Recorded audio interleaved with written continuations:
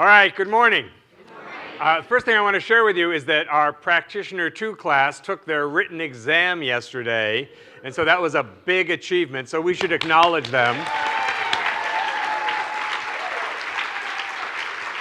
They're not quite done, but they're most of the way there. They still have a few things to do, so we'll keep you posted, like we could hide it once they're done. But anyway, so I'm going to talk today, I'm going to talk about a bunch of things I've been working with this little story in the New Testament where the woman who has the disease of the blood for 12 years, Jesus comes to town, and she knows that if she could touch his garment, if she could touch his robe, she knows she will be healed. And so this, in fact, is what happens. He's surrounded by a crowd. He's passing through the village. She reaches out. She touches the robe, and it says he feels the power go out of him. And he turns and says, "Daughter, thy faith hath made thee whole." So when I look at the Bible, I think there's always three things that are happening. There's the literal interpretation, which nobody will ever agree on, so I just like to bypass that completely, okay?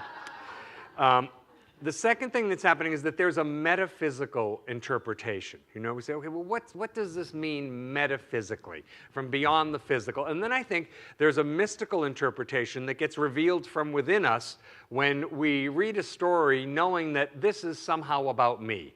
And I read it and read it and read it, and then something comes forward that's relevant to my life.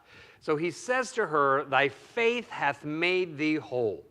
So faith is, it seems to me that people think there are people with faith and people without faith. People say, "So it's easy for you, Dr. Mark, you have faith." And it's like, well, it wasn't like I was born with it. Faith, is something that we cultivate, right? That we work on building our consciousness so that we will have faith.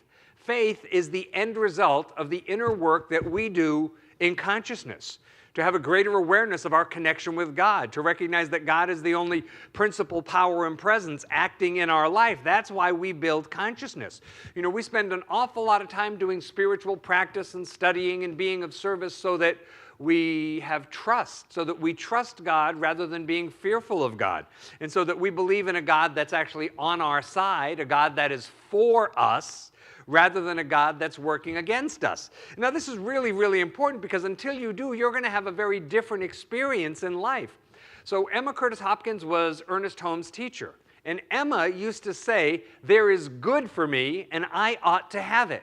Isn't that a fabulous thing? Because if there's good for you, whatever that might be, health or wealth or relationship or creative expression, if God has already earmarked it for you, shouldn't you have it? Yeah, absolutely. Absolutely. It would be silly not to. But so often what we have to know is that, yes, I trust that God intends good for me. I believe that this is a friendly universe to be in. For me, I think part of the journey was to say, okay, that there is a power greater than us, and yet who we are, who I am, is always a part of it. So a power greater of which I am always a part. So one of the ways I say this is that all that I am is part of God. All that you are is part of God. Every single aspect of your being is part of God. Nothing is left out. Nothing is in the margins. It's all in the base of the letter. Although I'm not all that God is. Really, I have nothing to do with keeping the planets in their orbit, And God doesn't check with me on that on a daily basis. And how about now? How about now, Mark? What do you think now? Now? Are they in a good position now? Now?